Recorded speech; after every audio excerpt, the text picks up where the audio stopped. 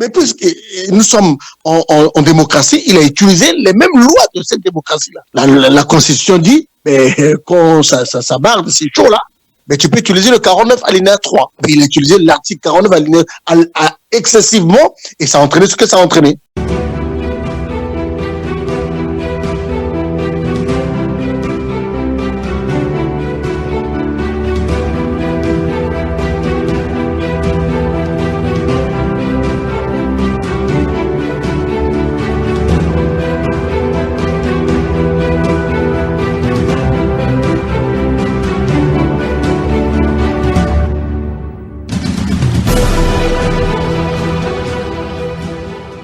Bonsoir, chères auditrices et chers auditeurs de la radio Bakambi. Fidèles, vous l'êtes. Fidèles, nous essayons de l'être.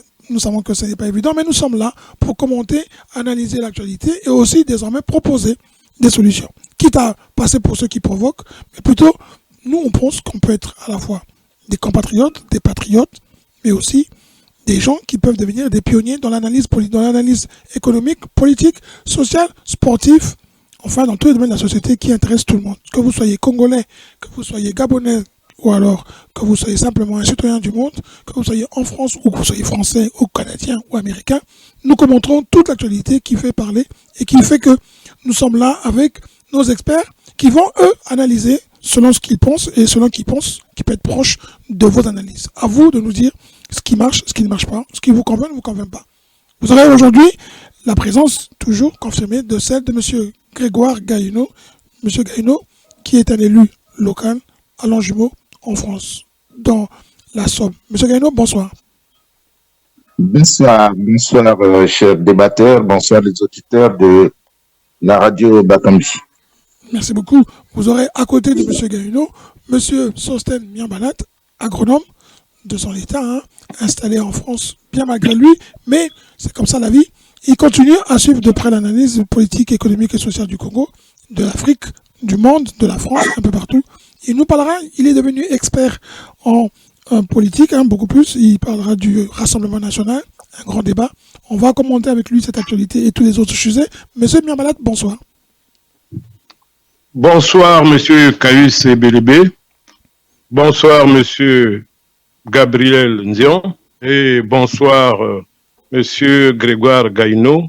Bonsoir également à nos auditrices et auditeurs de la radio Bakambi. Nous sommes en plein été ici en France, autour de 26 à 28 degrés. Donc, tout va bien. Merci. Ah, il fait chaud, donc l'actualité, elle est, comment dire, elle est actuelle, mais elle n'est pas chaude, elle est bouillante. On va en parler avec aussi notre troisième analyste. Lui, il est professeur, économiste, docteur de son état, qui vit lui aussi en France, bien malgré lui, mais qui fait tant le tour entre la France et le Congo. Il fait le pont, il reste fidèle à ses idéaux politiques, le PCT, mais ça n'empêche pas d'être un citoyen du monde et de comprendre aussi l'actualité, comme les autres débatteurs qui sont M. Ngaïno et M. Miambalat. M. Patrick Ndion, bonsoir. Bonsoir, M. Caius Ebelebe. Bonsoir, chers co-débatteurs, le grand Gaïno, M. Sosten Miambalat. Bonsoir aussi à nos auditrices et auditeurs de la grande et historique radio Bakambi, dont la radio Congo, ou les radios au niveau du Congo devraient s'inspirer en organisant aussi sur un plateau des débats contradictoires, pas des débats à sens unique. Bonsoir à tous. Merci. C'est le sens de votre présence à vous trois, c'est le sens de notre émission qui s'appelle Innovant, parce qu'on innove et parce que tout est fait pour être innové, pour changer, pour, comme on dit, s'adapter à son milieu. Alors, on va commencer l'actualité internationale avec tout ce qui se passe dans le monde. On a choisi 3 thèmes. On va commencer par le Kenya. Tristesse. Kenya, plus de 300 personnes ont été tuées.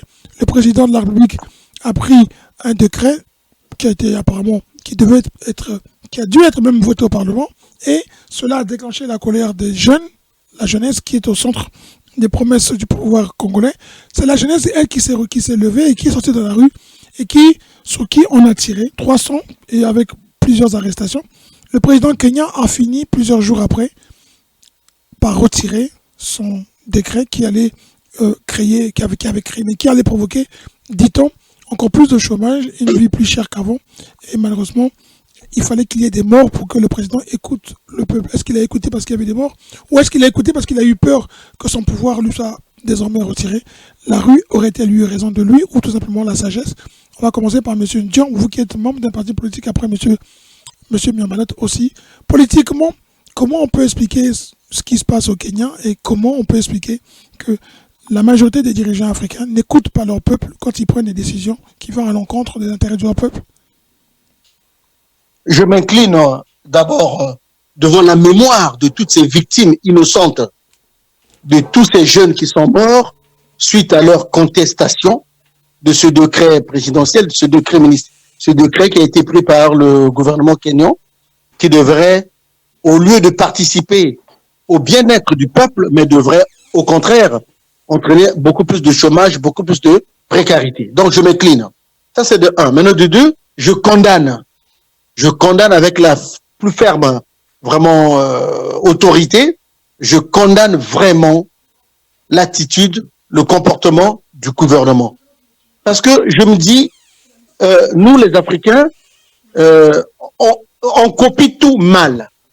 C'est-à-dire qu'on voit que dans les autres pays européens, occidentaux, quand il y a des manifestations, la police doit intervenir pour mettre fin aux manifestations. Ok, mais ils interviennent comment? Avec des balles blanches. Ils interviennent comment?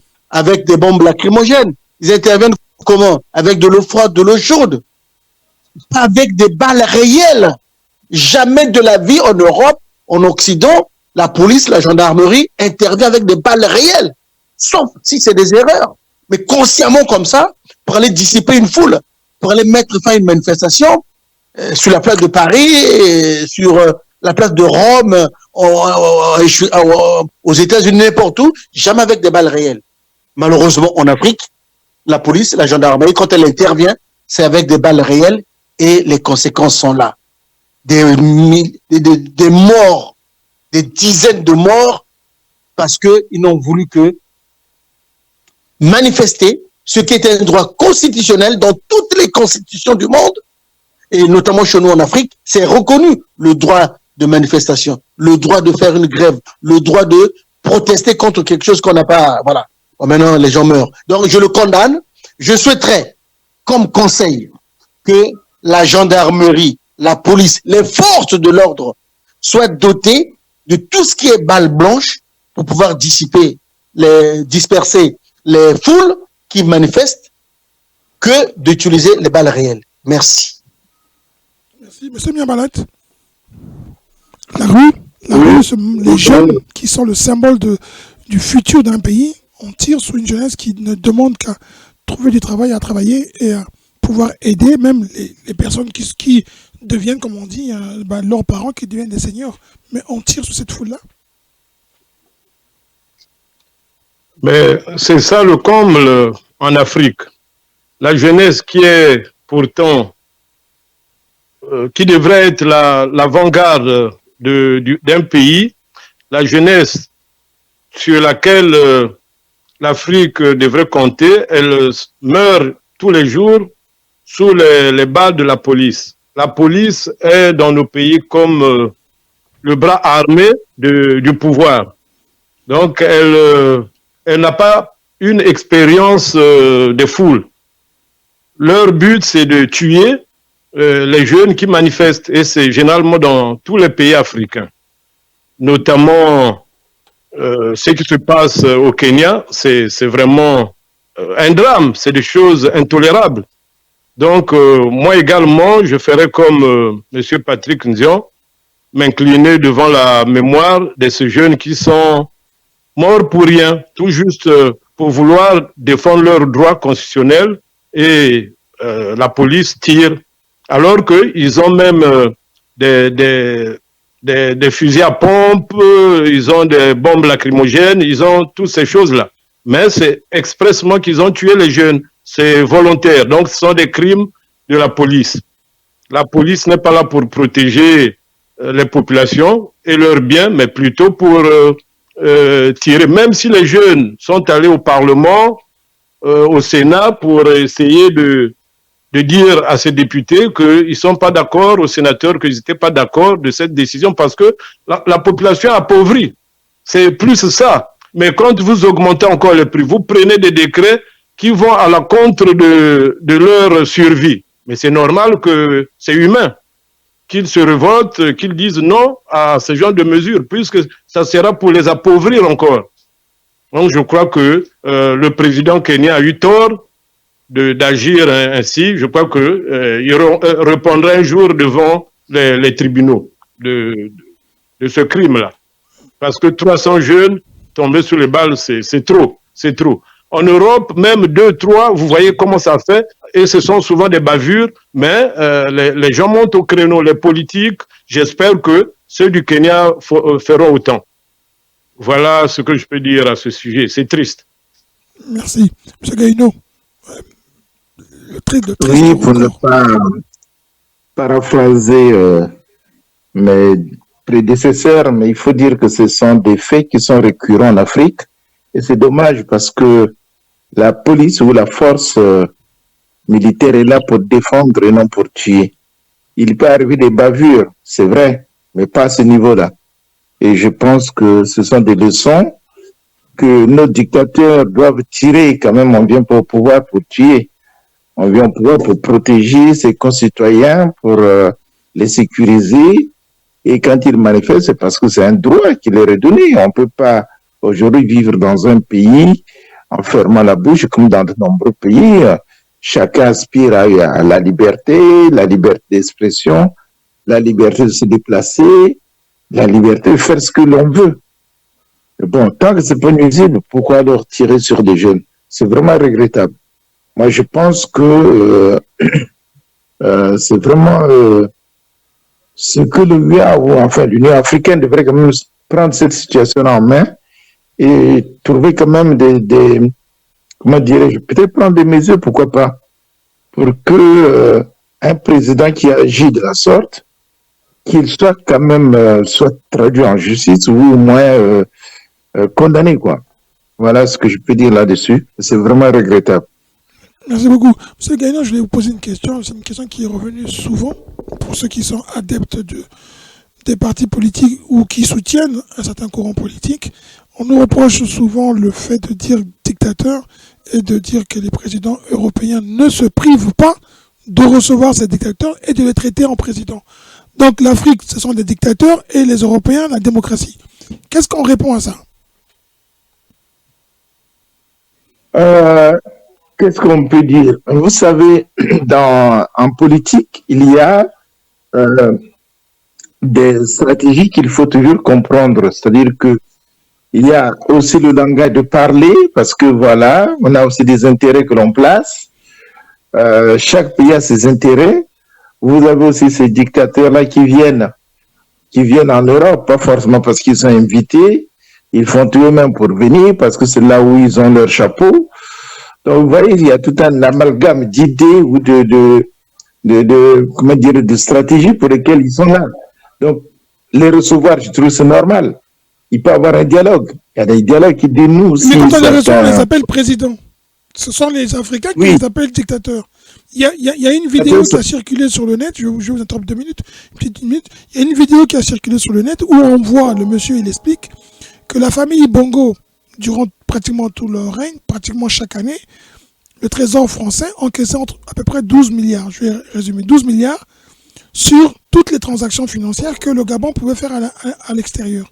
Parce que la convertibilité de la monnaie du CFA ou la soutenance, comme on se porte économiquement, M. Dion pour l'expliquer, la France, en étant le garant de cette monnaie-là, pouvait tirer des frais dessus de gestion ou de transaction, et ça lui rapporte à peu près 12 milliards d'euros par an.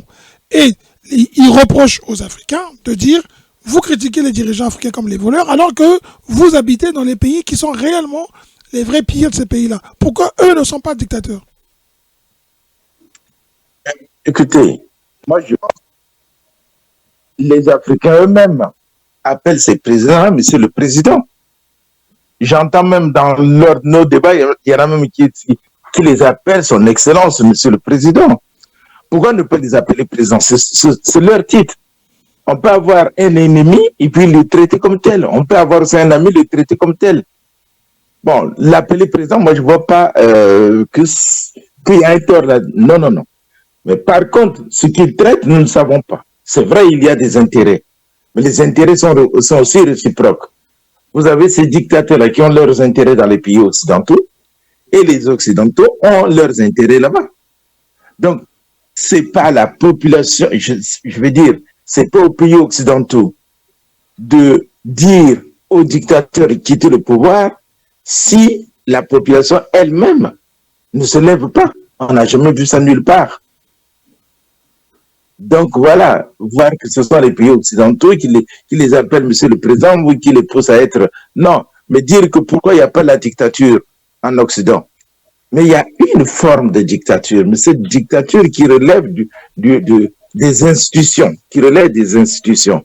Monsieur Macron a dissous le Parlement, c'est parce que la Constitution le lui permet. Mais tout reste dans le respect de la Constitution. Tout à l'heure, je crois que c'est M. Miambala qui a dit, ici en Europe, même Gabriel aussi l'a dit, quand les gens manifestent, si aujourd'hui la police tire et qu'il y a des morts, vous allez voir, le président peut être, je ne sais pas moi, il peut démissionner. Mais en Afrique, on peut tirer, le président ne démissionne pas. Parce que la population va manifester. Donc, il y a une dictature institutionnelle, c'est-à-dire on utilise très bien les règles, mais on a subi quand même parce que c'est écrit, comme il a dit sur la Constitution. Ben, aujourd'hui, les gens bougent, mais il a fait selon la Constitution. Voilà. D'accord. Merci beaucoup. C'est pareil.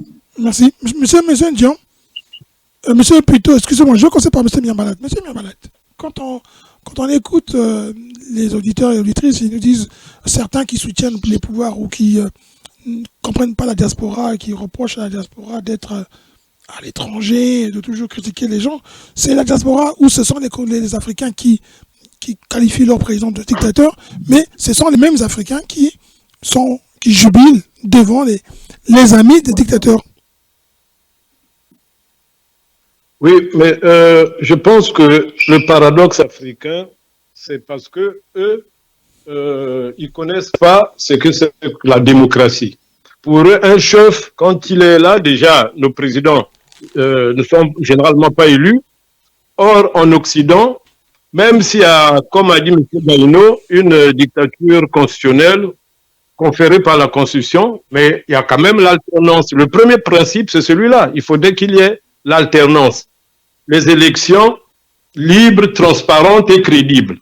C'est ce premier principe que les Africains n'arrivent pas à intérioriser. Un Africain, même s'il vient par-dessus nos pouvoirs, il a tendance à s'éterniser, à vouloir faire de ce fauteuil-là le sien, ad vitam aeternam. Or, nous devons comprendre que la démocratie, ça fait respirer les institutions. Nos compatriotes qui sont en Afrique, qui nous accusent de ne pas respecter les chefs d'État, mais est-ce que les chefs d'État eux-mêmes, ils se respectent? Le fait de fouler la Constitution, c'est un manque de respect. Puis ce sont des règles. Les règles imposées où tout le monde est d'accord, le président y compris. C'est lui qui instaure les règles. Mais le premier respect, c'est que lui, il respecte les règles.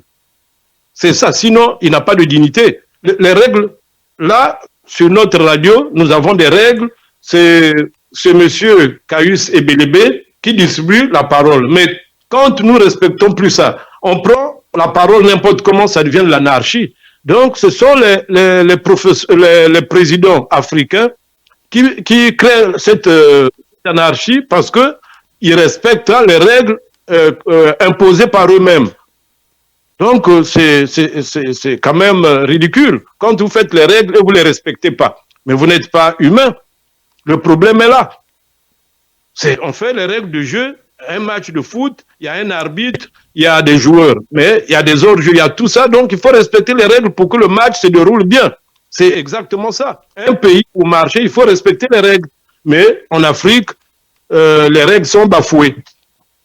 C'est ce qui fait que ce sont des dictateurs, ils imposent leur vision, ils imposent leur façon de faire et tout le monde doit marcher, doit être en rang serré. Personne ne peut apporter une voix contradictoire. Sinon, c'est la prison, sinon vous êtes taxé de tout. Donc, alors les Européens qui imposent aux Africains leur mode de vie, leur culture et tout le reste, eux, c'est pas des dictateurs. Mais non, mais la dictature, on devrait pas, la démocratie, on n'impose pas leurs règles, parce que la démocratie n'est pas seulement occidentale, la démocratie est humaine, puisque même nous, dans les Mbongi, l'arbre à palabres, mais c'est une forme de démocratie, donc elle peut se décliner de plusieurs façons. Il suffit de respecter les règles établies. Peu importe là où nous sommes, peu importe dans quelle zone du monde, il faut respecter les règles. C'est un problème de règles. L'Europe a ses règles, nous aussi on peut avoir nos règles, mais tout en respectant la parole de l'autre, ton frère. C'est le problème, mais chez nous, on ne respecte pas celui qui est en face de nous. Au lieu de le prendre comme un adversaire, généralement, on les prend comme des ennemis, alors que nous ne sommes pas des ennemis. C'est des adversaires politiques. Au foot, c'est ça. L'équipe adverse, ce ne sont pas des ennemis. Vous jouez, quand il y a des fautes, on siffle, vous devrez comprendre que vous avez fait une faute et vous rectifiez. Vous saluez après un débat. Mais si c'est pour s'entretuer, ce n'est plus de la démocratie. L'Afrique a une vieille démocratie, puisque même le berceau de l'humanité. Donc on peut dire que la démocratie est née en Afrique. Même si les Occidentaux... Monsieur John, s'il vous plaît, pour terminer. Voilà à peu près. Merci beaucoup, monsieur John. Je voudrais aller également dans le même sens, c'est-à-dire que à l'origine, l'Afrique étant... Je fais un peu schématiquement, l'Afrique étant le berceau de l'humanité, la démocratie, elle a une origine africaine. Seulement, aujourd'hui, avec l'évolution de ce concept, eh bien, il y a des aspects environnementaux qui sont rentrés en ligne de compte. Il y a plusieurs types de démocratie. Mais, comme l'a dit Sostène tout à l'heure, comme l'a dit aussi M. Gaïno, il faut accepter les règles du jeu. Voilà. Si nous allons en Chine, tous les pays du monde entier, tous les pays occidentaux diront non, en Chine, il n'y a pas de démocratie. Parce qu'il n'y a qu'un seul parti, ils sont 1,5 milliard, et donc il n'y a pas de démocratie. En réalité, si vous posez la question aux Chinois eux-mêmes, vous diront si, au sein du PECUS, il y a la démocratie, il y a des débats, il y a des discussions. Mais seulement, il y a des règles qu'il faut respecter. Parce que par rapport à notre contexte chinois, si on accepte de faire la démocratie à l'européenne, c'est-à-dire il y a 1,5 milliard de Chinois, il y aura 1,5 milliard de partis politiques. Nous on dit non, on va faire ça à notre sauce. Tu as des idées contradictoires à celles de... Bien, tu vas t'exprimer dans le même parti-là. Mais on arrive en France ici, nous avons vu l'utilisation excessive du 49.3. C'est aussi de la démocratie, mais ça paraît comme une dictature démocratique. Un seul individu à lui tout seul, son Excellence M. Emmanuel Macron, ben pendant les 2 mandats là, et surtout le dernier là, il a abusé même. Et voilà, aujourd'hui, il récolte, parce que toutes les lois ne pourraient pas passer en discussion, n'ayant pas la majorité absolue, ces lois ne peuvent pas passer, il est obligé de forcer la main. Mais puisque nous sommes en démocratie, il a utilisé les mêmes lois de cette démocratie-là. La Constitution dit, mais quand ça barre, c'est chaud là, mais tu peux utiliser le 49 alinéa 3. Mais il a utilisé l'article 49 alinéa excessivement, et ça a entraîné ce que ça a entraîné. La dame, elle est restée, Elisabeth Borne, elle est restée première ministre 1 an et demi, pratiquement. Ben, on l'a mise dehors pour nous mettre un jeune de 34 ans, Gabriel Attal, qui, le pauvre aussi, bon, voilà, vient tomber sur une dissolution. Voilà. Donc, tout ça, c'est le respect des règles. Mais ces règles sont contextualisées. Tu ne trouveras pas le 49.3 aux États-Unis. Par contre, tu vas aux États-Unis, tu trouveras une autre situation aussi. Pour voter le budget, au niveau des 2 chambres du Congrès là-bas, ils ne s'entendent pas, mais il y a des moments où la fin du mois arrive, la Maison Blanche le budget n'a pas été voté, eh bien les gens ne sont pas payés. Mais pourtant, le gars a été élu démocratiquement, Joe Biden notamment, puisque c'est lui qui est là, on y arrivera.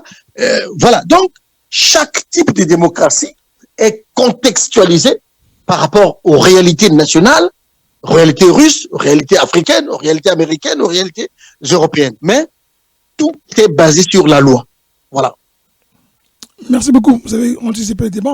Le débat suivant, on va parler avec vous de ce qui se passe aux États-Unis. Il y a eu un débat hier soir où tout le monde a suivi et les analyses politiques ne sont pas d'accord. Apparemment, ils sont d'accord sur un point. Ils sont d'accord en disant toujours, je trouve ça un peu que ça devient commun, cette conclusion entre les débatteurs politiques. En France, on vous dit le débat Attal contre Bardella.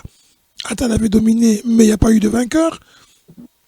Hier, ils ont fait le débat à 3. Ils ont débattu. Il y a l'autre qui a peut-être selon les domaines, mais il n'y a pas eu de vainqueur. Et aux États-Unis, Biden avec Trump, là aussi, les analystes disent il n'y a pas eu de vainqueur. Mais pourtant, l'âge de Biden pose problème. Les analystes disent qu'il n'a pas du tout été capable de montrer une forme d'énergie. On a plutôt trouvé un président fatigué qui montre déjà les signes de son âge, 80 ans plus. Hein.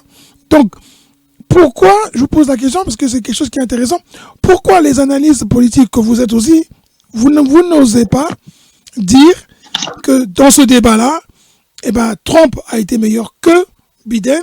Pourquoi jouer à comment on dit, au jeu de balance, un peu comme en justice, il y a une balance, ça penche des deux côtés, ça joue l'équilibriste.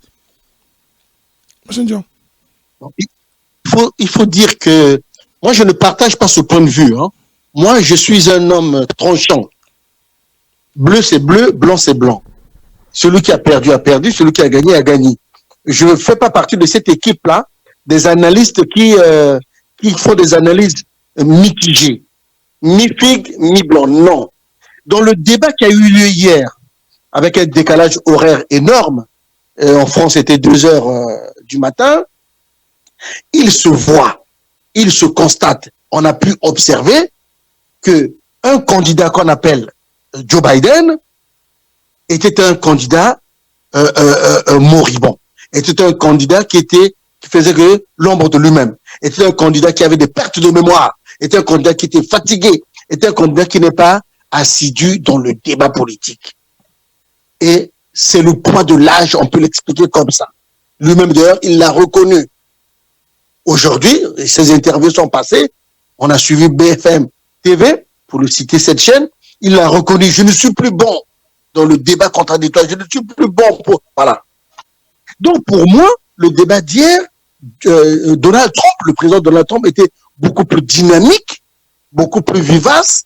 Et d'ailleurs, il a profité de cette faiblesse-là de la part de Joe Biden pour l'assassiner de tous les adjectifs, hein, de tous les qualificatifs.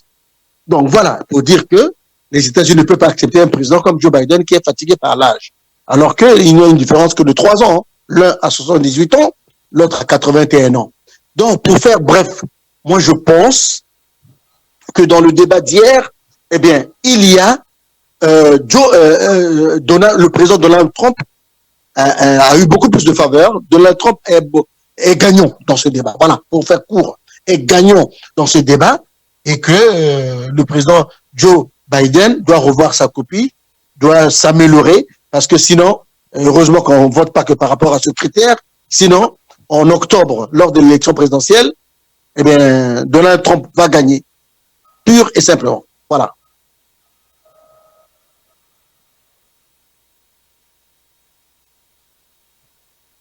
Attendez. Je vous entends. Ah, désolé, gentil. Je vous entends. On dit souvent que comparaison n'est pas raison, mais il faut comparer pour pouvoir voir où est la raison. Vous avez en France des élections qui, elles, tournent autour d'une jeunesse. Marine Le Pen, Bardella, Macron, ce sont des jeunes qui tournent autour de la cinquantaine. Moi entre les 30 et 50, hein, c'est l'âge moyen, on va dire à peu près 44. Et puis vous avez aux États-Unis, des autogénaires, on va dire, vous avez l'autre élection qui se déroule en Angleterre, des gens, on va dire, de l'âge intermédiaire. Alors, l'Europe, qui sert de référence souvent aux Africains, ramène le débat, dans le cas de Biden et de Trump, l'âge de Biden qui ferait défaut. Est-ce que l'âge peut faire défaut? Et est-ce que ces démocraties sont affaiblies parce que M. Biden aurait plus 80 ans? L'âge joue dans la réflexion.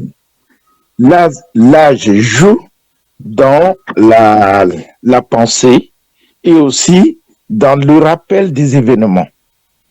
Oui, plus on vieillit, plus le cerveau aussi il vieillit. Et donc il y a des éléments parfois dont vous ne vous rappelez plus. Et ça c'est très fréquent. Et même dans la manière de penser. Et c'est pour ça que dans certains pays, à un certain âge, vous ne pouvez plus prétendre à la présidence de la République. Et je pense que sincèrement, ce n'est parce que c'est une vieille démocratie. Je n'apprécie pas que l'homme qui a 80 ans puisse encore diriger cette jeunesse, qui aspire à autre chose, qui a une vision. Le monde change. La manière de penser change. On est passé au numérique. On est passé à l'intelligence artificielle. Donc, on ne peut plus penser de la même manière qu'avant. Les philosophes, ça n'existe plus maintenant de nos siècles. C'est fini. C'est maintenant la machine qui pense, qui fait tout. Donc, moi, je pense que Joe Biden et l'autre devraient sincèrement, céder le bâton. Moi, je n'apprécie pas et je ne serais pas, si j'étais là, je ne voterais ni pour l'un ni pour l'autre. Maintenant, pour revenir au débat. Oui, mais c'est vrai, ça se sent. 4 ans ou 3 ans de différence, il y a un poids qui pèse sur l'individu. Or, on a vu Joe Biden parfois culbuter pour monter les marches, aller dans un avion, des choses comme ça. Le corps, il prend un coup de vieillesse. Tous les organes ont faibli, y compris le cerveau, la manière de penser. Et c'est ça ce que nous n'avons pas compris. Et je crois le débat l'a montré quand même. Il a montré toute la différence qu'il y avait. Et la manière de voir. C'est pas que Joe Biden, il lui manquait des arguments. La première qu'il a fini par dire que tu es un repris de justice. C'est moi là où il a eu quand même un peu la force pour remonter, essayer un peu de dire quelque chose parce qu'il se sentait vraiment très rabaissé. C'est ça le problème, c'est l'âge. Et il faut que les gens comprennent que le corps humain est une machine qui travaille. Quand un certain moment, la machine se fatigue. Vous achetez une voiture aujourd'hui, elle est neuve, vous pouvez rouler, faire des milliers de kilomètres, vous n'avez pas peur. Mais quand elle vieillit, vous avez des pannes. Le corps, c'est pareil.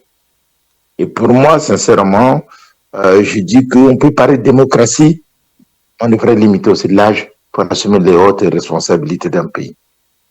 Voilà. Merci. M. Miambalat, qu'est-ce que vous pensez?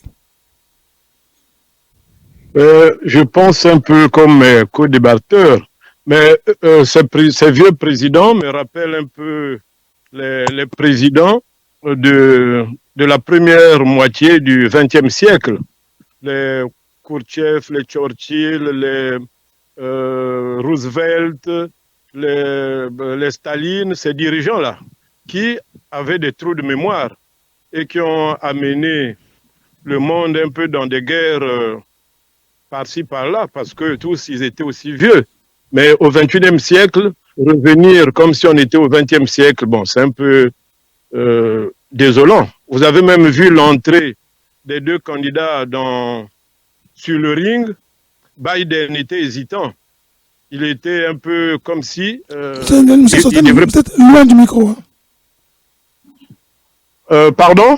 Oui, là c'est mieux. Vous étiez éloigné du micro, c'est mieux là. Oui. Et donc je disais, quand il est rentré sur le ring, Biden était très hésitant. Il a perdu confiance en lui, mais ça c'est dû à l'âge. Il avait des trous de mémoire, comme a dit M. Gabriel Nzion. Donc c'est vrai, c'est la démocratie, chacun a le droit, sinon ça serait taxé de discrimination. Je crois que c'est la raison pour laquelle, tant qu'ils ont les facultés mentales, bon, ils peuvent se positionner. Et généralement, c'est eux qui ont plus les moyens, c'est eux qui ont plus les relations, parce qu'aux États-Unis, pour briguer la magistrature suprême, il faudrait aussi disposer des moyens conséquents. Mais les jeunes n'ont pas aussi les mêmes moyens qu'eux. Donc, je crois que toutes ces choses-là, ils ont fait leur constitution de telle sorte que ça ne favorise pas la jeunesse. C'est ce qui est un peu différent de l'Europe. L'Europe, les partis sont organisés autrement. Mais là-bas, c'est des partis traditionnels, les démocrates, les républicains, ils ont donc une façon de fonctionner à eux. Et tous ces grands électeurs ou les sénateurs, c'est souvent les vieux. Donc, ils ne peuvent choisir que leurs collègues, leurs frères, qui est de leur génération. C'est pas bien pour une démocratie, la plus grande démocratie du monde. Je crois que à la longue, ils essayeront de revoir leur constitution, essayer d'améliorer parce que la constitution américaine aussi, elle est vieille. Alors que le monde évolue avec les nouvelles technologies, avec tout ce que nous vivons, le monde va vite. Donc, il faudrait essayer d'adapter cette constitution. Je souhaite même qu'il le fasse les prochaines années. Sinon, on aura le même spectacle. Je remercie. Biden, de toutes les façons, il ne mérite plus de diriger l'Amérique. Raison pour laquelle Trump l'a qualifié même de Palestinien. Mais un Palestinien faible. S'il était là, la guerre là ne devrait pas avoir lieu. Voisin qui est tué. Quand tu dis, oh, c'est le fils de le voisin. Après, tu montres que tu s'inquiètes. Mais le jour où ça tombera chez toi, tu n'as plus ça. Pour ça, je dis aux Africains, ceux qui vont nous écouter, j'espère que cette émission sortira avant le vote, que ne vous trompez pas. Ne vous trompez pas. Ne dites pas que vous allez mettre le Front National à l'évidence. Non. C'est un danger pour tout le monde. Et pour tous ceux qui sont d'origine, nous qui sommes ce qu'on appelle la minorité visible. Parce que c'est noir, c'est visible. Je suis arabe et c'est visible. Ils appellent ça la minorité visible. On est tous en danger. Ce matin, je vais terminer par là, ce matin, il y a une dame qui est d'origine italienne. Elle disait, grands-parents, ils ont dit, étaient menacés. Mon père et ma mère, mon père a pu prendre la fuite pour venir ici en France. Mes grands-parents sont restés derrière, ils ont été zigouillés, on les a tués. Donc, je dis que j'ai voté pour le Front National parce que ceux qui fuient leur pays, ce n'est pas toujours de gaieté de cœur. Il faut que les gens sachent que ceux qui viennent ici, c'est parce que nos pays aussi ne sont pas bons et on fuit ici. On fuit la misère, on fuit tout. Il faut l'avouer. Il faut l'avouer. On n'est pas venu faire des études en Roumanie, en Bulgarie ou dans les pays de l'Est pour après quitter là-bas, venir en France. Si nos pays étaient meilleurs, c'est qu'on a fui quelque chose. Ça, il faut en avoir conscience. Conclusion, monsieur Guénon, s'il vous plaît. On va parler. M. Miambalat. Je conclue. Merci beaucoup. M. Miambalat, le Front National, le Rassemblement National, binationaux, il faut les tester, il faut voir s'ils sont en train de faire des choses. Vous avez peut-être vu la vidéo où on est en train d'étrangler cette maman par les policiers et vous avez des Congolais qui essayent de justifier en disant que la police est dans son droit et dans son devoir quand on refuse d'obtempérer. On peut même étrangler une personne à 3, à 4 et ça, c'est pas du racisme, c'est pas du mépris de la couleur de la peau d'une personne. Est-ce que le Front National ou le Rassemblement National, tel qu'on peut l'appeler, moi j'appelle le Front National, ils sont déguisés, le Front National, le Rassemblement National n'est pas en train de mentir les gens et est-ce que ce n'est pas vraiment, à partir de dimanche prochain, ce n'est pas le vrai danger qui guette le monde, l'Afrique, l'Europe, surtout la France? C'est pas le chaos qui va arriver après? Bon, j'irai pas jusque-là, le chaos, mais le danger est réel. La situation, parfois, on a un peu plus peur que de mal. À un moment, je crois que la Constitution française, les institutions sont assez solides pour ne pas aller dans les dérives. Ils ont connu des grèves, ils ont connu des guerres, ils ont connu le nazisme, ils ont connu le Mussolini avec tous ces problèmes-là. Le racisme est proscrit, c'est pas quelque chose de visible, mais le racisme existe, même les policiers. Marine n'est pas encore au pouvoir, mais les policiers ont toujours fonctionné comme ça, beaucoup, pas tous.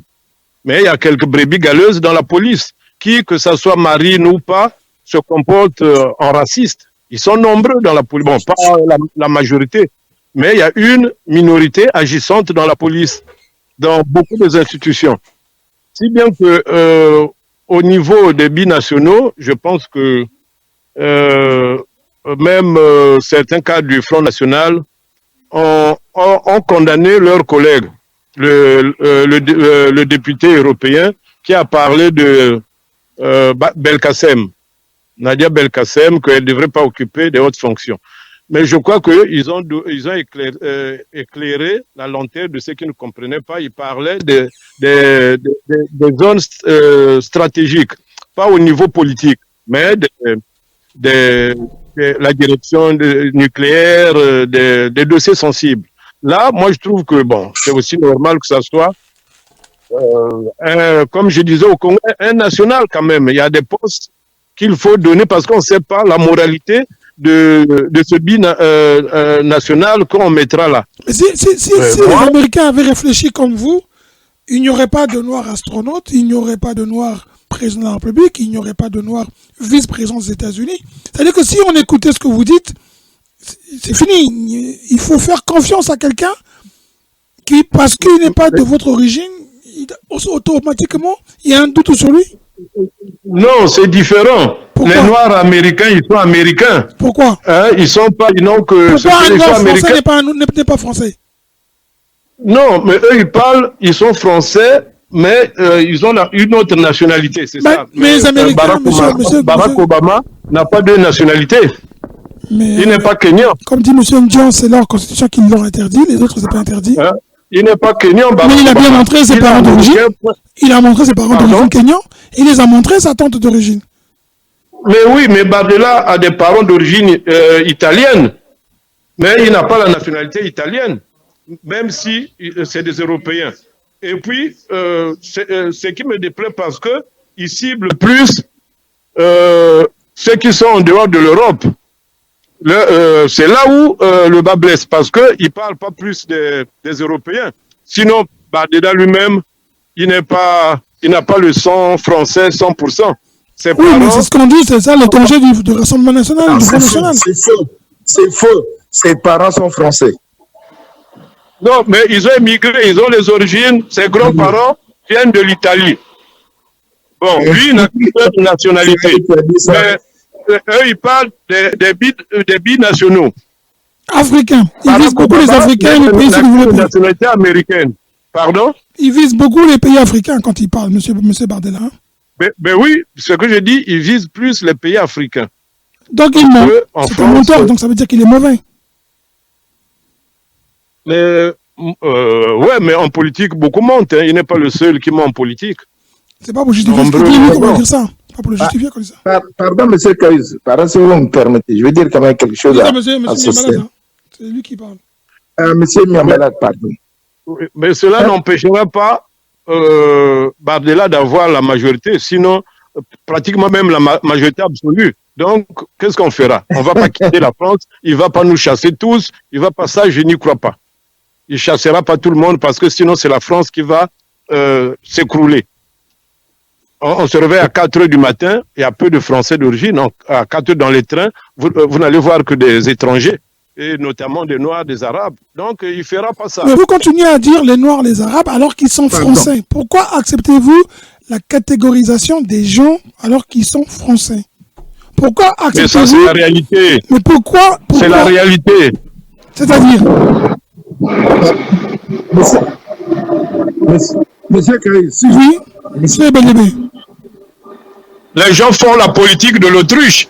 Ne faisons pas la politique de l'autruche, voyez, affronter les choses en face et nous avancerons.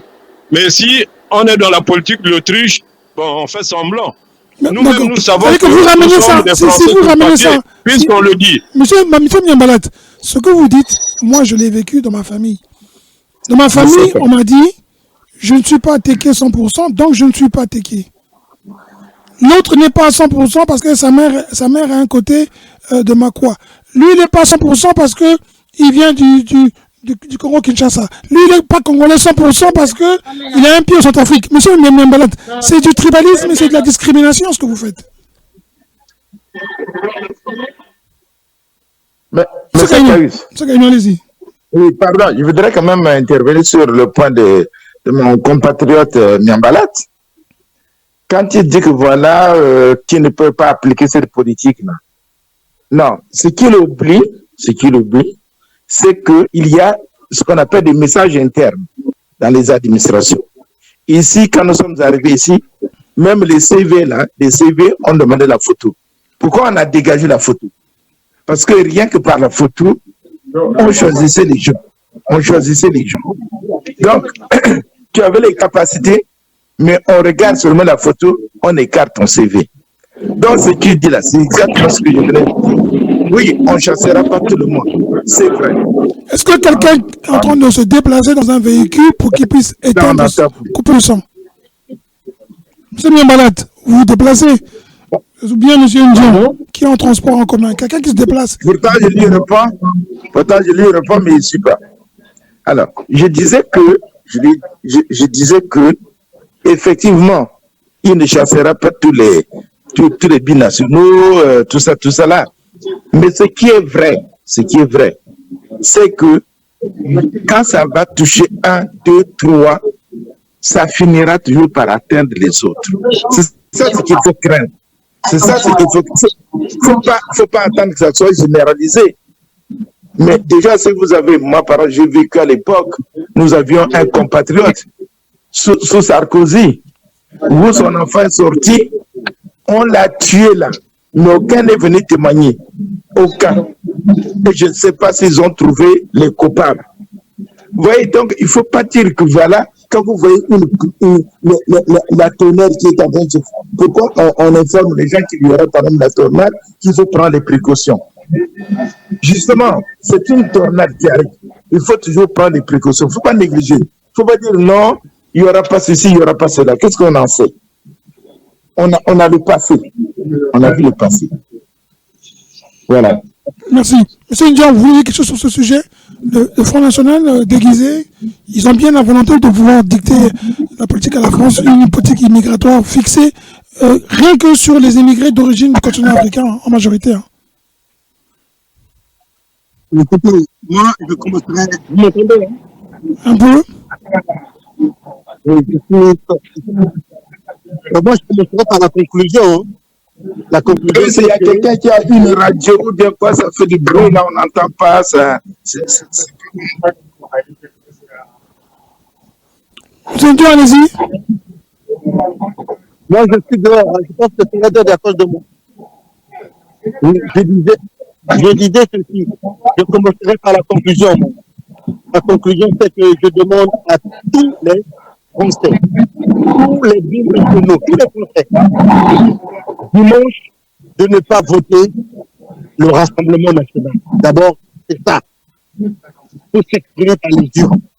Maintenant, pour revenir sur la question, effectivement, c'est extrêmement dangereux, cette politique-là de M. Bardella. Qu'elle a mise en application. Mais c'est grave. C'est la dérive. C'est vraiment la dérive.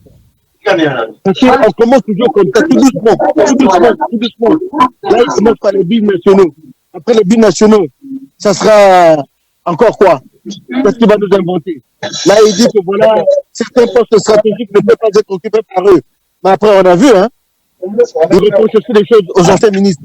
Là, nous avons Eric, le ministre de la Justice. C'est un binational. Donc, on va l'enlever là. Heureusement qu'il y a les élections qui arrivent. S'il n'y a pas de élections, qu'est-ce qu'on doit faire? On devait l'enlever? Mais en France, on peut dire que au moins la moitié des Français sont d'origine, hein, italienne, grecque, portugaise, espagnole, africaine, et ainsi de suite. Sont des binationaux. La France est devenue la France grâce à cet enrichissement-là, à cette diversité, à cette hétérogénéité. La France a été libérée par qui? C'est pas par les Français seulement. La Première et la Deuxième Guerre mondiale. La France a été construite par qui? Pas que par les Français eux-mêmes. Les étrangers ont une grande contribution dans la construction et le développement, le niveau du développement socio-économique de la France. Il y a aussi des étrangers qui donnent une grande contribution. On peut passer domaine par domaine. Regardez le sport. Si Mbappé n'est pas là, on sent son absence quand même. Hein? Donc, si les étrangers ne sont pas là, dans plusieurs domaines, le domaine médical, le domaine de l'enseignement, le domaine de l'hôtellerie, le domaine de la restauration, si les étrangers ne sont pas là, mais c'est catastrophique. Donc, le jeune Bardella, au bout de ses 28 ans, il n'a pas encore goûté le pouvoir. Il va le goûter là dans 2 semaines peut-être. Je ne le souhaite pas. Mais si cela arrive, il sera confronté à une réalité. Il va se rendre compte que non, j'avais parlé vite avant d'avoir réfléchi. Mais je conclus en disant que nous ne devons pas voter dimanche le Front national aujourd'hui qui s'appelle le Rassemblement national. Non, non et non. On a perdu M. Ndion. M. Miambalat, on vous a perdu aussi, M. Miambalat. Pardon? On ne vous entend plus, on ne vous a pas perdu, vous étiez là.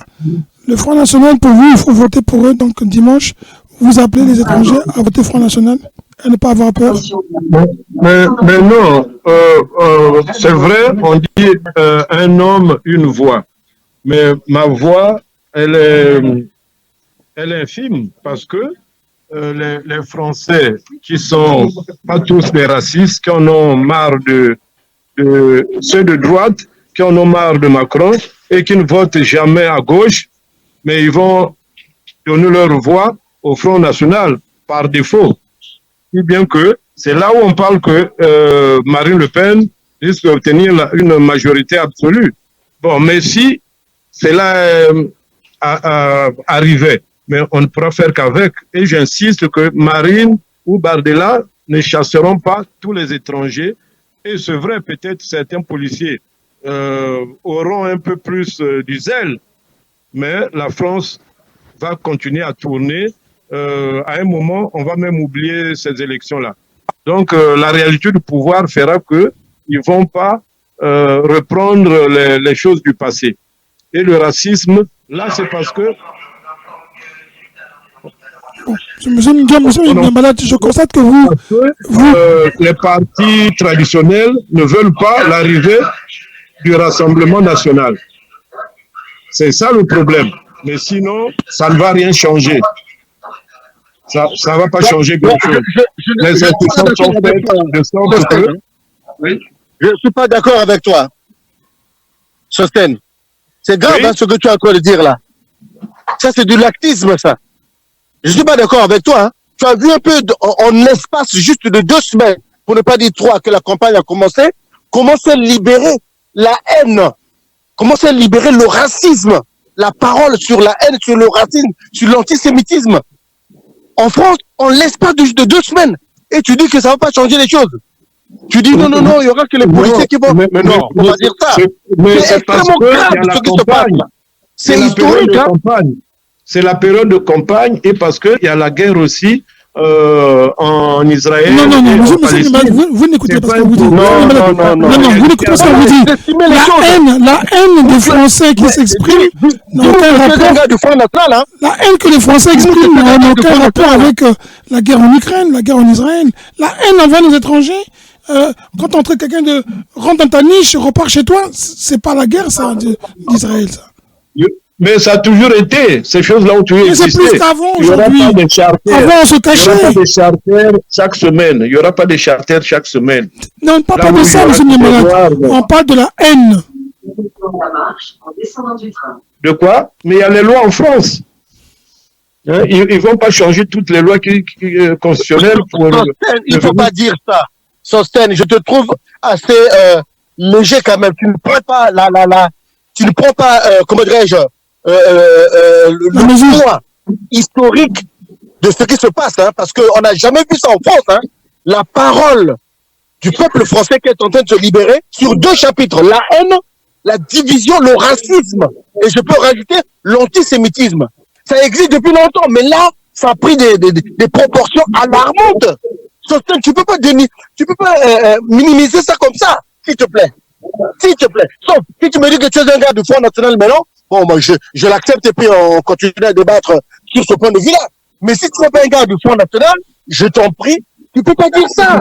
Moi, je pense qu'il a sa carte. Hein. Monsieur Miambalat, votre poche droite, là, il y a une carte du Front National. Mais, ce débat-là, attendons dimanche et nous allons faire avec. Parce que on ne va pas changer le cours de l'histoire. Si le Rassemblement national a la majorité absolue, mais nous n'allons pas fuir ce pays. Hein? C'est clair. Donc, prenons notre mal en patience. Hein? Mettons un peu de l'eau dans notre vin et vous allez voir que ça ne sera pas comme certains passent. On a tendance à exagérer. Moi, je pense Sostène, que la sagesse populaire dit que dis-moi celui que tu fréquentes et je te dirai qui es-tu. Je pense qu'en t'entendant parler, rien que par ta rhétorique, je me rends compte, je peux me tromper, mais je me rends compte que tu es un gars du Front National. Si tu es un gars du Front National, tu es libre de ta pensée, bien sûr. Il n'y a pas de souci, je te l'accorde, je te l'autorise, mais à ce moment-là, je débat avec toi en tant qu'un gars du Front National. Parce que tu ne peux pas dire ce que tu dis là. Non, non, C'est non. dangereux. C'est tout simplement parce que la politique souhaite mener, mais ce bordel-là, la politique qui veut mener, là, va diviser la France, va hiérarchiser les Français. Il y aura des Français de première zone, il y aura des Français de seconde zone, il y aura des Français de troisième zone, il y aura des Français 100%, il y aura des demi-Français, parce que de père de... Voilà, il y aura... Mais rien que le concept de la binationalité, là, ça va diviser la France très bien. Et est-ce que tu as déjà pensé sur l'instant Sostène aux Français purs, 100%, qui sont mariés avec des étrangères, des Africaines, des Italiennes, des Européennes? Qu'est-ce qu'ils vont devenir? C'est vrai. Mais la France-Afrique... Il parle de postes stratégiques qui ne peuvent pas être utilisés par les binationaux. Ok, mais regarde, qu'est-ce que c'est un poste stratégique? Toi, tout à l'heure, tu l'as défini à ta manière. Hein? Non, c'est dans le domaine de la sécurité, c'est dans le domaine du renseignement, c'est le domaine nucléaire. Mais tu as entendu là? Fallait Belkacem, elle était ministre. Hein? Oui. Et tu as entendu ce gars dire, le gars du Front National, là, du Rassemblement National, il dit, c'était une erreur que nous avons commise à l'époque d'avoir nommé cette dame-là ministre de l'Éducation nationale. Mais aujourd'hui, au moment où nous parlons, tu sais que dans le gouvernement, il y a au moins, au minimum, il y a 3 ministres qui sont des pays nationaux, non? Il a été recadré par mais recadrer, ça ne veut pas dire ne pas appliquer, parce que là, il a été recadré parce qu'il y a les débats. On court derrière de l'électorat. Mais lorsque on sera au pouvoir, on n'a plus besoin d'être recadré, puisqu'on on prend des décisions. Voilà. Est-ce que la France-Afrique est l'œuvre du Rassemblement national? Mais c'est l'œuvre du parti de gauche. Qu'est-ce que tu entends par France-Afrique? Mais ceux qui soutiennent les dictateurs, mais comment vous savez pas le rôle de... Tous les présidents, monsieur je vais vous répondre. Monsieur Ndian, je vais lui répondre. Oui. Tous les présidents, avant d'avoir été au pouvoir, ont promis de redonner aux Africains leur dignité. Une fois au pouvoir, les réalités les ont rattrapés, ils ont changé de langage et ils ont maintenu la France-Afrique. Ça sera pareil pour Madame Le Pen et M. Barthelemy. Pareil. Monsieur Miamalad, on a eu cette discussion et je suis content que M. Ndian ait la même analyse que moi. Vous me faites peur. Je n'ai pas l'impression de vous reconnaître parce que j'ai dit ceci, ce qu'on a eu comme discussion avec une personne au travail. Les Africains qui arrivent en Europe, une fois qu'ils ont leur statut, ils deviennent plus méchants. Ils ne veulent plus voir venir les autres. J'ai entendu des gens me dire, moi je ne veux plus voir les Noirs venir en France, cette personne-là est noire. Je n'ai pas compris très bien ce que ça voulait dire. Ah non, ça c'est pas normal, non. Parce que j'ai l'impression que les gens qui arrivent en Europe, vous savez même trouver des managers africains noirs d'origine, c'est ceux qui maltraitent le plus leurs compatriotes au travail. Est-ce qu'on n'est pas en train de voir un peu le basculement du tribalisme que certains peuvent avoir et adhérer au Front National? Vous savez que Parfait Kolela Personnel, il était membre du Front National. Hein. Est-ce qu'il n'y a pas, de la part des Congolais, surtout d'entre nous, des Africains, comme dit Claude Issard, de la compromission en croyant que Marine Le Pen va nous aider à découvrir la liberté en Afrique, alors qu'elle restera française et que la France a ses intérêts avant toute autre chose. Mais que ce sont eux qui, il y a 100 ans, étaient à l'origine de la traite négrière. Ceux qui détestaient les Noirs. Mais c'est qu'il faut dire aussi, il faut rappeler aux auditeurs que Marine Le Pen, à une époque, est partie au Gabon, à l'époque. Donc, qu'est-ce qui a changé? Le père a eu de l'argent de Bongo. Le père a eu de l'argent de Bongo. Oui. Alors, Oui, son père a eu l'argent de Bongo. Il ne faut pas se tromper ici. Il ne faut pas croire que si elle vient, voilà, il va nous libérer de nos dictateurs, de ceci, de cela. C'est complètement utopique d'y penser. Utopique. Mais en Italie, on a Meloni qui est aussi de On a vu l'exemple. Voilà, merci. Mais- On a vu.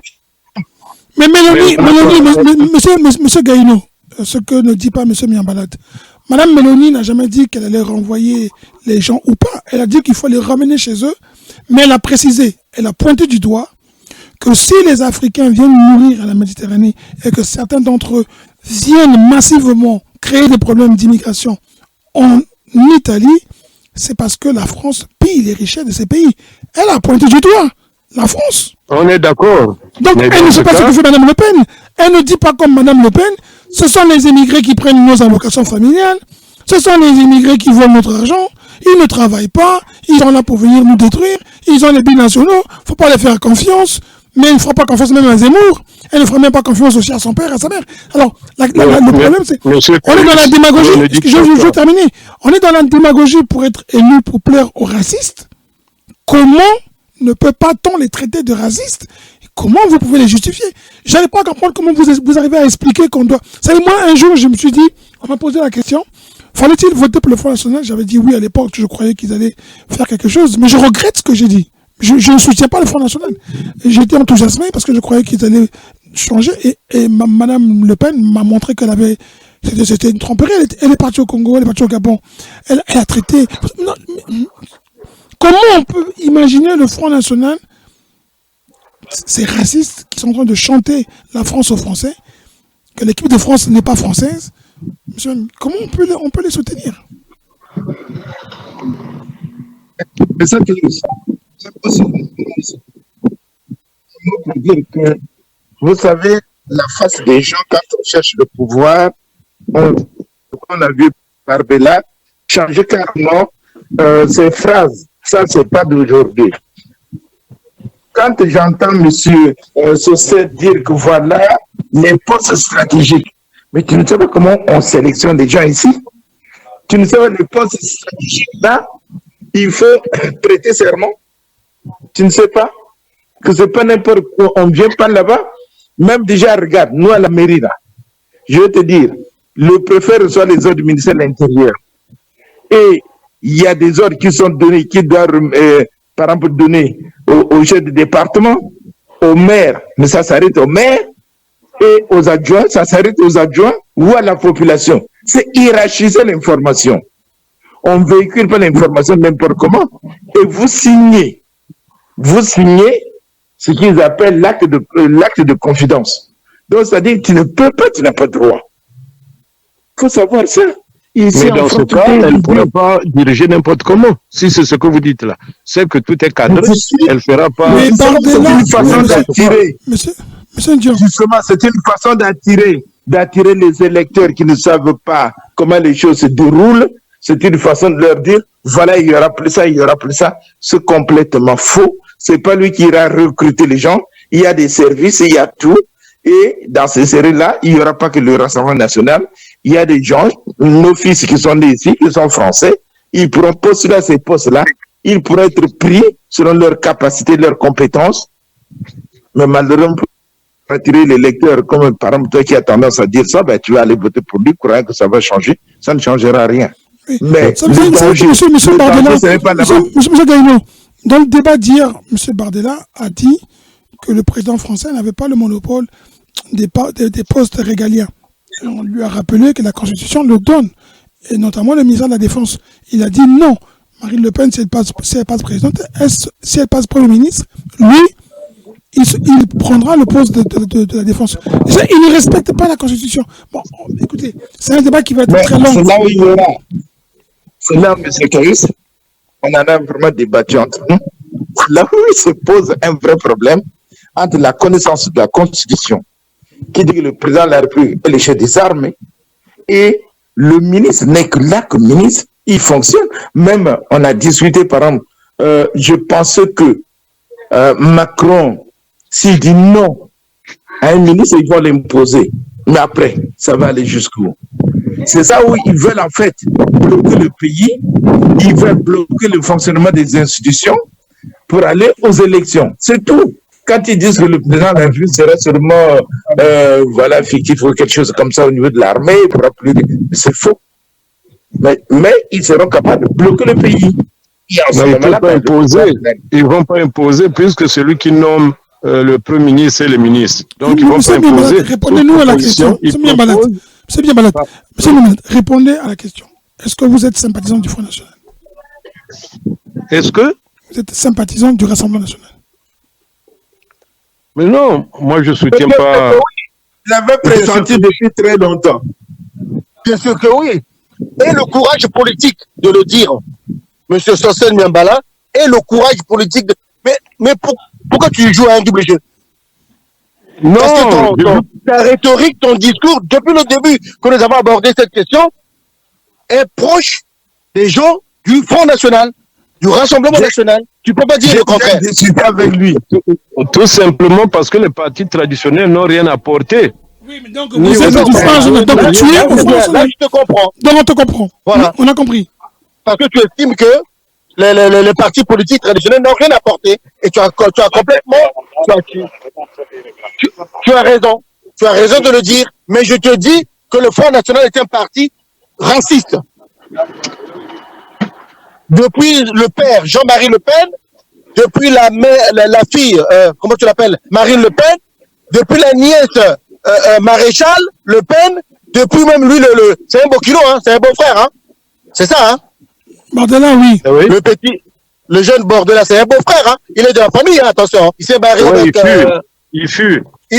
Oh. Ils sont pas ensemble jusqu'à aujourd'hui? Non, sérieux. Ils sont plus ensemble. Qui a fait la vérité? Gabriel, il s'y connaît. On sait bien qu'il est dans le milieu. Dis un peu la vérité. Mais non, mais je vous dis la pure vérité. Moi, je suis réaliste.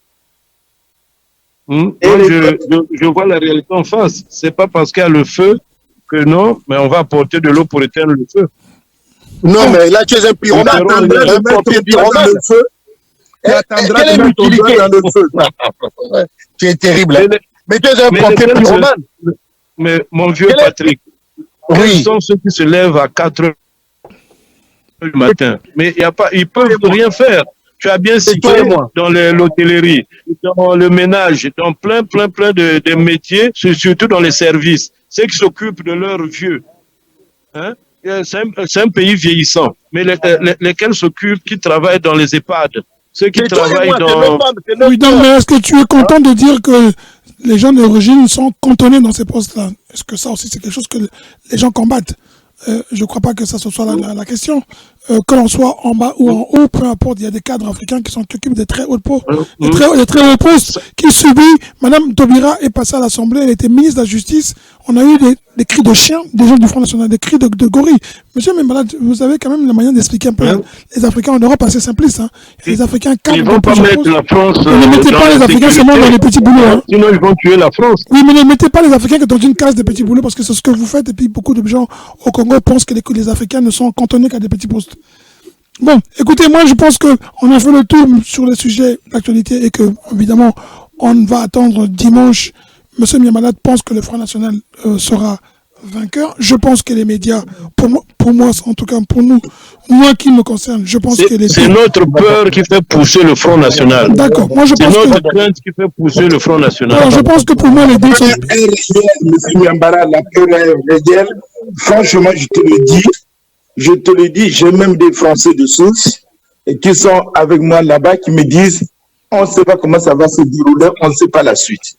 La peur, c'est des hypocrites. Ceux-là, ils vont aller même voter le Front National. Alors moi, je suis de ceux qui sont comme les complotistes, qui considèrent que le plus hypocrite, je crois, c'est toi. Le plus hypocrite, c'est toi, parce que tu ne comprends pas comment. Pour toi, il faut d'abord voir le feu, mettre ton doigt quand ton doigt brûle pour sentir que le feu brûle. Mais les autres... C'est un sentiment. Alors, écoutez, bon nombre est devenu décomplexé. Donc, ils trouvent que le Front National, c'est un parti comme les autres. Ils sont décomplexés de ça. D'accord. Va voter, mais je t'appelle dimanche soir parce que déjà, je sais qu'à partir de 19h, nous, on commencera à avoir les tendances. Et je te dirai tu peux te réjouir, tu peux mettre ta main sur la tête. D'accord. Alors moi, je suis parmi ceux, j'écoute beaucoup les gens qu'on suit, ceux qui sont complotistes, qui considèrent comme Donald Trump les dés sans piper, le Front National. Le problème, c'est qu'ils ont déjà la victoire. Ils ont la victoire, il manque la majorité absolue. Je peux parler. Mais la victoire est du côté du Front National, déjà, du Rassemblement National. Le Front National va être promu. Bravo pour toi. En sachant que, pour moi, je considère que... Caïs, c'est un Front National. D'accord. Je considère que le Front National, qui me concerne, ça fait longtemps qu'on les faisait rentrer. Mais je peux parler, hein. Qu'on les faisait monter, et que pour moi, les dés sont pipés, et qu'il y a un chaos qui est voulu par les politiciens pour avoir le Front National au pouvoir. Mais ce chaos va profiter à Emmanuel Macron parce qu'on verra très bien que si le chaos est, il saura comment trouver notre solution qui est déjà en place. Beaucoup pensent que c'est un chaos préparé et que l'arrivée du Front National à l'Assemblée nationale était le début du recul de la démocratie française. Alors, on verra ça dimanche. On en parlera dimanche. Monsieur, je vais vous libérer parce que nous avons monsieur Jean qui est en train de conduire, qui doit partir, qui est sur son chemin. Nous avons 2 sujets qu'on ne pourra pas traiter, mais on traitera, si vous le voulez bien, lundi soir. Entre-temps, on aura trouvé d'autres sujets. On a un autre sujet qu'on va approfondir sur la richesse de ceux qui dirigent ce pays, qui commencent à faire du bruit au Congo. Les riches où trouvent-ils l'argent et qui n'ont ni industrie, ni société officielle qui produit et crée de l'emploi, avec des jeunes qui, comme au Kenya, pleurent du travail. On en parlera lundi, messieurs, si vous voulez. On fait le débat sur ce sujet-là. Monsieur Jean, monsieur Miambalat, monsieur Gaïno, je vous souhaite un très bon week-end. Je vous dis à lundi. Et monsieur Miambalat, à lundi pour les résultats. Merci, Cam. À lundi pour résumer, voir les résultats. Pour la tristesse, si le France gagne. Tu sais